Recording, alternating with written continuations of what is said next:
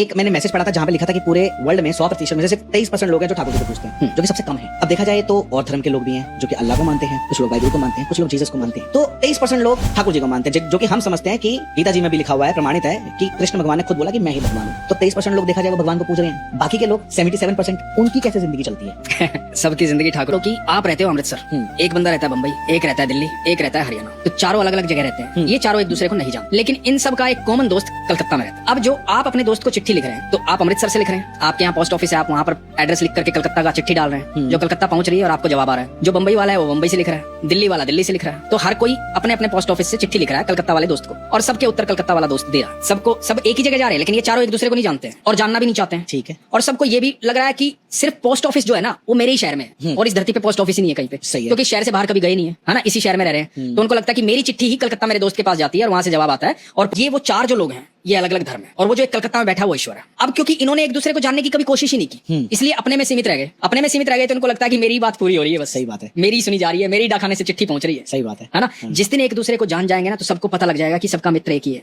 वो ईश्वर है। श्री भगवान ने कहा है कि आप किसी भी देवी देवता की पूजा करो, आप किसी भी धर्म और किसी भी जाति से हो, कहीं भी आराधना करो। तो पहली बात तो हम देवी देवताओं की पूजा क्यों करते हैं? अपनी इच्छा पूर्ति के लिए, है ना। तो हम जिसकी भी पूजा करते हैं, जिसकी भी आराधना करते हैं, इच्छा पूर्ति के लिए। सारी इच्छाएं पहुंचती है ठाकुर जी के पास। आप किसी भी धर्म और किसी भी जाति में हो, ये भगवान ने गीता में कहा है। तो फिर भगवान उनके जरिए वो इच्छाएं पूरी करते हैं जिनका आप नाम लेते हैं।